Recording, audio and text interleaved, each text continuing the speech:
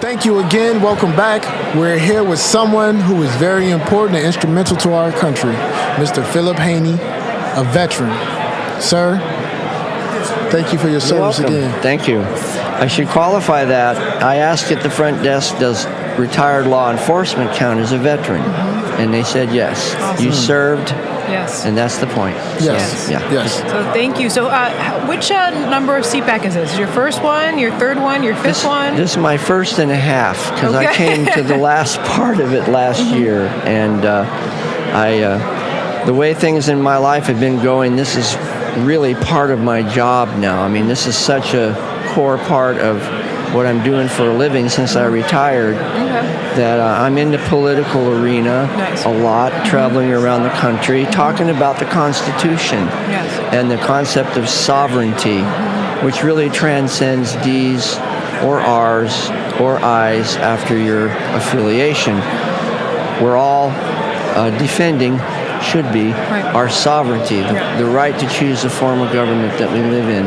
The argument is, what's the definition of sovereignty in this current time that we live? That's the real point of conflict. Right. So are you referring to this group that's now talking about open borders versus nationalism versus we're Americans? Like what?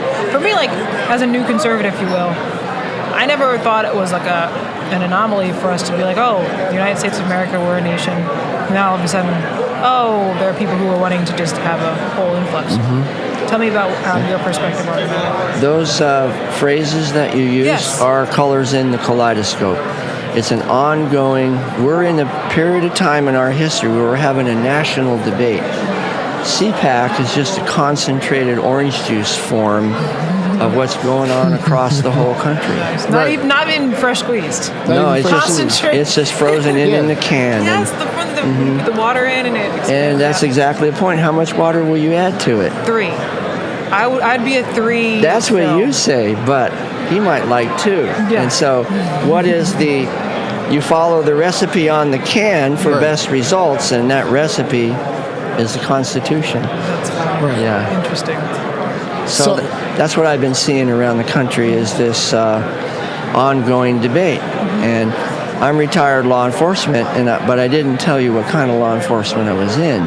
Okay. Immigration. Okay. And counterterrorism. Okay. Because they're kind of closely related, aren't they? We've sadly discovered that lately. So we'll hear people say, the reason why we need to close our border specifically is that people are coming through our southern border to do us harm.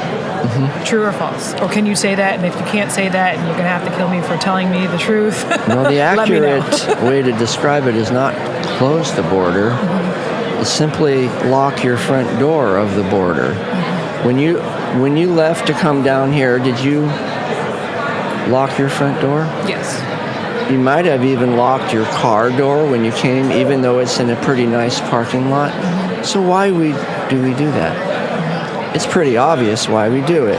To prevent. But to be fair, this is something that we just recently started doing. I mean, because which part? Locking our doors. Because at one point in time in American culture, probably like 20, 30 years ago, people slept with their doors open, and they invited neighbors in, and they had things called block parties. They had things called community. Family, So now there's something that's going on, that's taking place, not only with what's going on globally, but also these ideas that we once held as Americans in response to community, education, and public service. What do you mean, the conservative ones? Well, the thing is that... Well, look at it. I always tell people, my first educators was Mr. Rogers, Sesame Street, public access. These things that are trying to create a citizenry that would adhere and live up to these ideas that were set in the Constitution. Now, the average child doesn't even know the preamble to the Constitution. But your style of describing it, you're still describing the same thing. Sovereignty. And it's a erosion of, or a corrosion of. We didn't realize that we were pretty casual about the status of our sovereignty back when you didn't have to lock your door. We didn't even realize it. What a gift in a sense that we had. Now we have to be more careful about it. It's fragile, and our founding fathers noted that. Benjamin Franklin said, it's like, what government did you give us? It's like a republic if you can keep it. Mm-hmm. Paraphrasing, I'm probably messed that up horribly, but... And therein lies the of, for, and by the people. Right. Yeah. I was in South Dakota 3 days ago testifying before the Senate, the entire state Senate, in the Capitol building, Pierre, South Dakota. A beehive just like this place, coming and going, up and down in every way, sideways, all kinds of things going on. Here we are in this big room before the Senate, the state senators of the state of South Dakota, talking about immigration reform. What? In a dinky little state like that, population-wise, more people in Newark than there are in probably the whole state of South Dakota, but with a small, rural, little towns here and there across a large 400-mile wide state, the influences of immigration are more obvious there More stark. than anywhere else. Yes, because of the contrast. Are Americans anti-contrast? No, it's not the point. The problem is that it's admittedly been, and I can certainly testify from my own career in law enforcement as an immigration and customs officer and counterterrorism, ad hoc at best. Let me ask you a rhetorical question. Are you a sports fan? Not really. Okay, so it really will be rhetorical. Yeah. What's a foul line for? So To shoot a free throw when you're...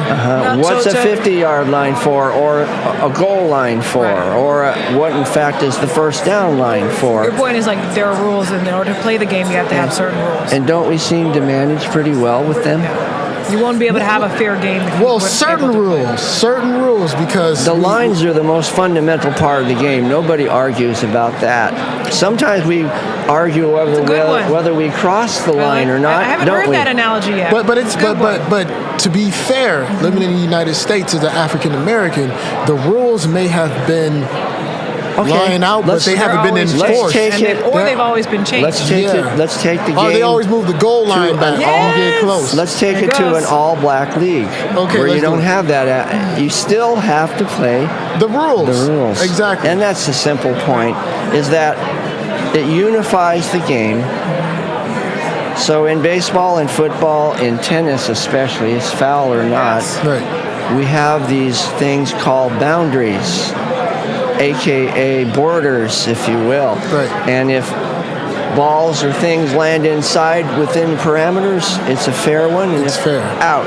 So we manage with that structure quite well, actually. Right. But we can't seem to figure out how to do it on a larger national way. See, I believe in, as you mentioned earlier, protecting our border, not closing the border. That's a really big difference. Yes. I'm not anti-immigration, but as an immigration officer, I saw the real life, and I started to allude of locking your door and locking... Can't we lock our door if it's necessary, at least under the right circumstances? That language, I think, is very, very poignant. So also, what years were you active in this? Because like I'm thinking about like the Contras. I'm thinking about like all these things, like seeing, you being my elder, seeing like thinking about all these things, and like, wow, you had to have seen some things. I did. I knew Martin Luther King. I mean, I saw him speak.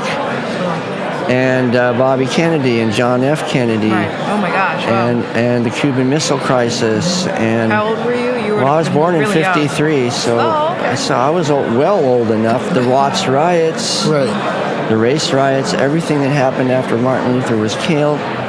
And I have a dream speech on the mall, just 5 miles from here. Right. And then fast forward into my career in counterterrorism, and I should mention to you, you're going to laugh at this one. I was an entomologist first. Oh, yeah? An agricultural scientist, and I worked in the Middle East.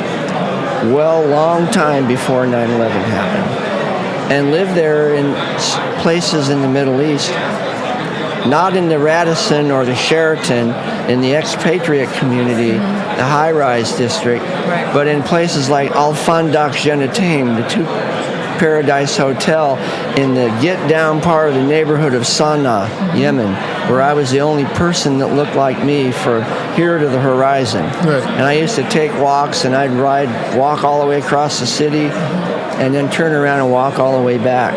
And I went to China in 1986, before it turned more modern. I saw the last tail end of the older China. Yeah. And I would rent bicycle and go riding off into the sunset, so to speak, and had these experiences as a stranger in a strange land.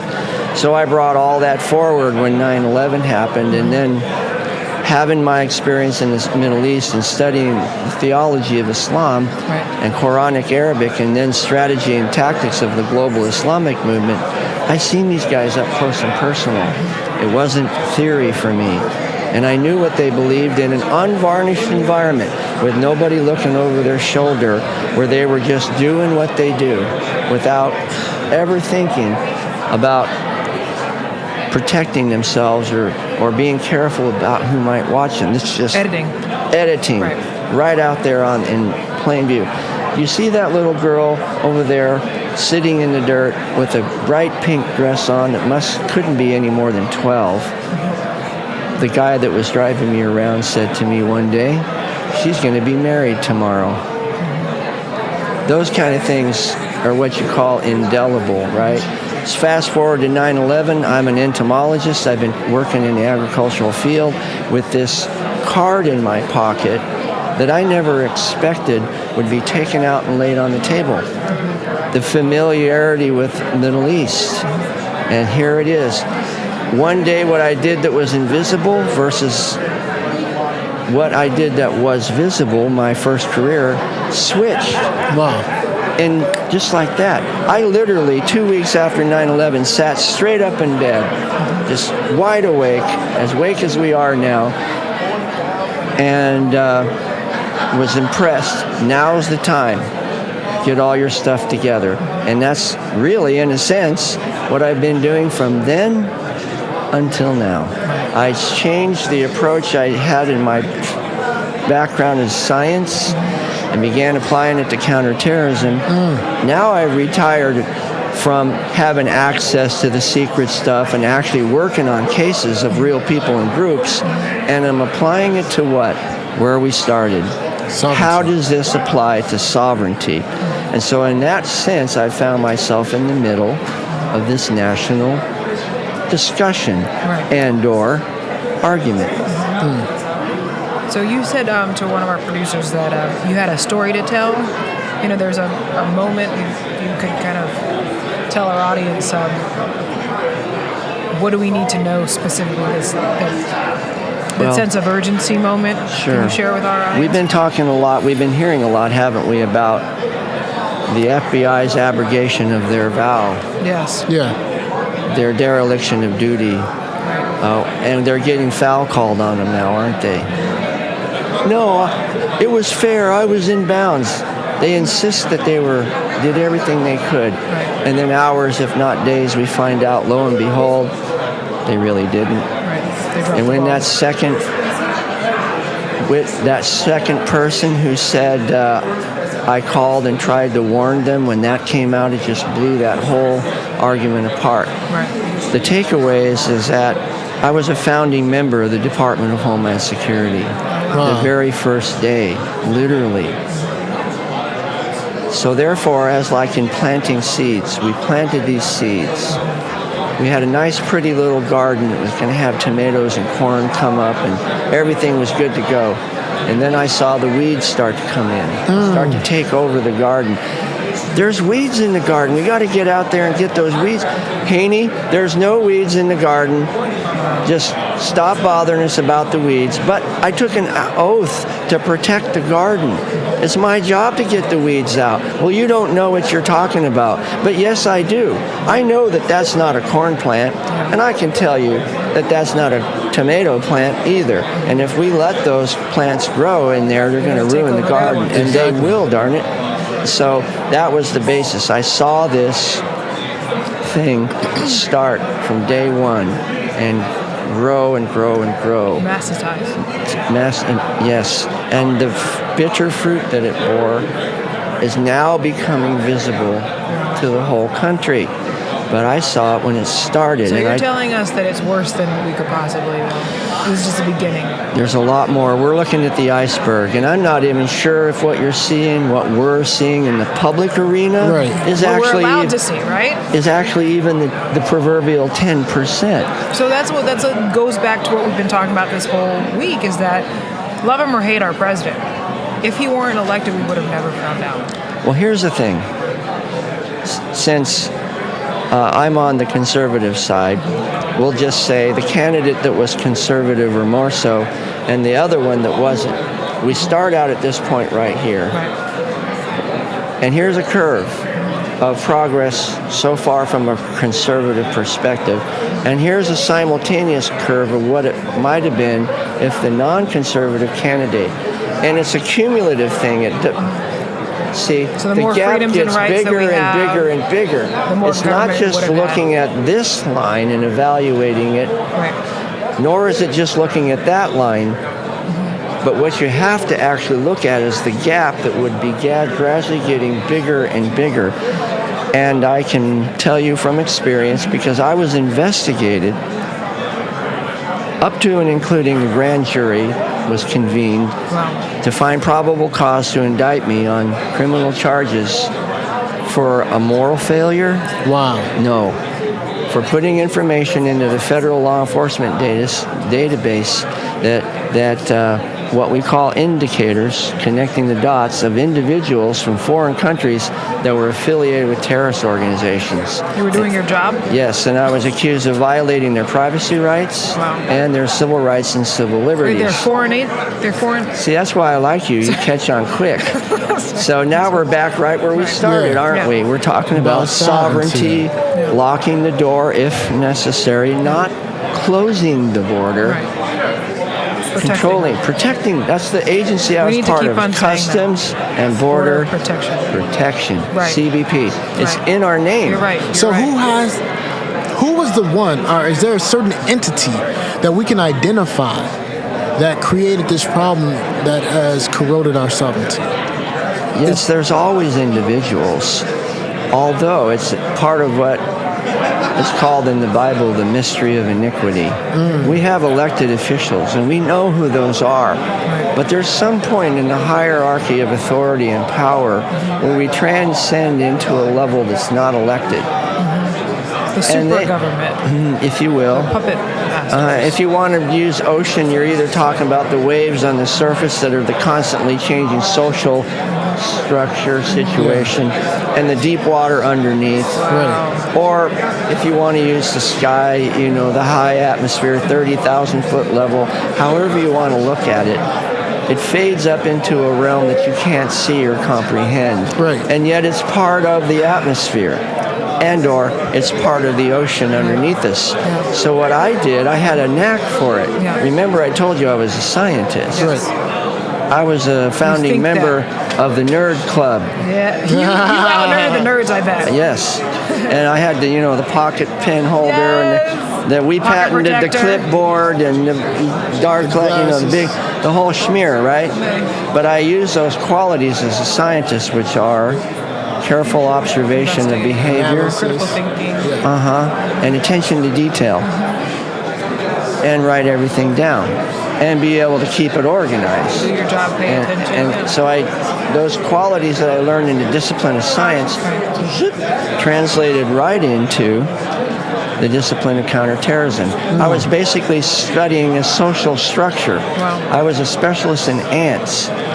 Follow the trail, find the nest. Ants can show you how to form a perfect society. There you go.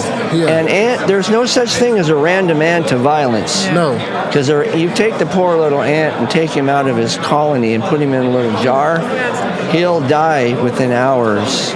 She'll actually. They have to live in this environment, saturated environment. If they're taken out of it, they die. You're running for Congress. You got to be tough. I know, but ants are one of those things. She doesn't like ants. Yeah, when they're crumbing and they all overcome it. Oh. Anyhow, the point is the behavior and the social structure. If you observe behavior, for example, the bridge over there, if we were to count cars that are crossing that bridge every day, or I should say for 1 hour today, and let's say it was 5,000, right. Would you be able to forecast any trends just on that 1 hour observation? No. What if you do it 5 days in a row? Right. Some for the week. Some, better than only one. What if you do it 5 times, 5 different increments, 5 days in a row? Okay. Then, You start in to see statistics, you're going to get Yeah. this. Right. Those are called trends. Right. But the thing is about it, especially in the ideology of Islam, it's a very narrow pathway. It's called Sharia. They have to follow the pathway. So basically, it's not that difficult to see the patterns. If predictable. they're already there. So believe them when they tell you that they want to. They leave clues for us Right. if we know what we're looking for. So is it because one of the things that we can't get caught into is generalizing. So is there a certain group, or is there a certain, because various individuals may take one message and pervert it and to do something illegal, You're talking about the moderate. because one of the things that I tell people, Muslims and then the more radical. well, there's just like saying every member of the Ku Klux Klan is a good Christian. When But Christianity, you take the people out of it right. in both cases and let the doctrine, the ideology, the principles speak for themselves. I understand. Take it at face value. What does Islam say its main strategic goal is? To implement Sharia law, which is their definition of sovereignty. Not just in Saudi Arabia, not just in the Arabian Peninsula, not just in the Middle East, not just in the Eastern Hemisphere, but everywhere. So, taking all the religious part and the people part and just saying that this is a system of law. That's their rules of the game. That's their constitution. That's the If you rule. have this constitution and you have another constitution, just like 2 cars in the lane, 2 cars can't occupy the same space at the same time. So you have this impending Clash. confrontation, and that's sovereignty.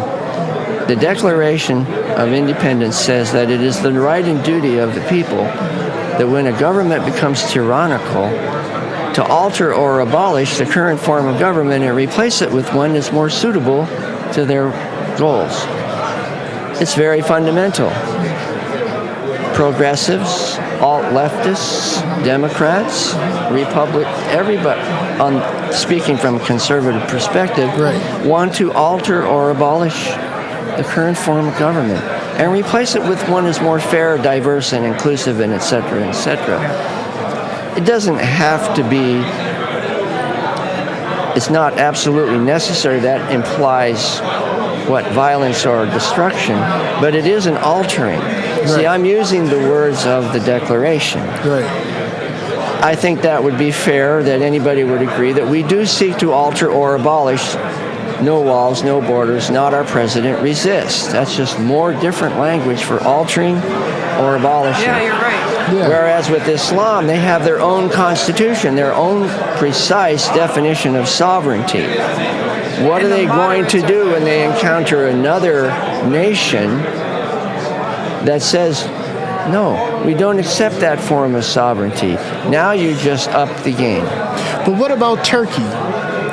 Erdogan. And by the way, this has to be our last question. I Yeah, apologize. Turkey Okay. has been a great example of a modern Muslim It Muslim was country. until Erdogan. Erdogan is a Muslim Brotherhood, Hamas, globally designated terrorist group Hamas supporter, and he's all 100% in on Sharia law. His intention is to re-implement Sharia and go from a secular model of inclusion and diversity and moderation, which it was Yeah. under Ataturk, but it's gradually moved like a force of gravity closer and closer to the sun of Sharia. Sharia law is what keeps all the planets and moons orbiting in the solar system, each one in their respective place. And that force of gravity is a universal thing. Erdogan is taking Turkey. He was endorsed by Yusuf al-Qaradawi, the Sheikh of the Muslim Brotherhood, as the rightful leader of the new global caliphate. In other words, to reestablish the Ottoman-style caliphate that existed for 500 years in modern times, using a spectrum of tactics. The strategy is Sharia. The tactics are how to do it. Like today, when you're done, your strategy will break down the equipment, put it away carefully, put it in the car, and off you go back home. Your strategy is go home. But what is kaleidoscopic and complicated about it is just exactly how are you going to go about it? Right. What if there's a traffic jam? Well, then I got to go that way. So the tactics are infinitely variable, but they're all to accomplish the specific purpose. So you can either saturate like a sponge or water into a sponge to accomplish your goal, politics, Right. or you can put pressure on it from above, terrorism. But in both respects, it's for the same purpose, to saturate. You also do the cultural. All the above, all tactical, but the goal is the same, to saturate the sponge with the water. That's why I call it saturation. So the bottom line of that allegory, we can finish with that, is how do you prevent the sponge from being saturated? How do you do it? That's you gotta Constitution. Constitution. So you basically have to, in order for us to protect our sovereignty. Yes, because we're like a sponge floating in the water. We can't take ourselves out of the water because the water is the world that we live in. So if that is not an alternative, then what is the only alternative left? To waterproof the sponge. Right. To keep those toxins from saturating in that water into the sponge and altering our form of life and government. So, and the greatest safeguard, waterproofing of our sovereignty, the sovereignty sponge, and every country has one, we're all floating around, is to insulate it with constitutional principles. Not only that, last note is it's really the citizenship and the citizenry that upholds our Constitution. There you go. And that's where we all come in. And we need to graduate from the concept that it's only me and there's nothing I can do. Right. Because there's no such thing as a small number. Yeah. Even one. You got a big giant ring of keys. That. There's no That's such so thing as a small number. Yeah. Wow. A giant ring of keys, 200 of them. But you know that only one of those keys will open a certain door. Wow. Right. That's So profound. it's an important little key, isn't it? Every citizen. Everybody's important. You can at least rack up 1 point on the scoreboard by voting, if nothing else. Right. And then Tiebreaker. you go from there. You bet. Tiebreaker with pins. Thank you so much. You sir. betcha. Sir, Beautiful conversation. thank you. Yeah. Thank you so much.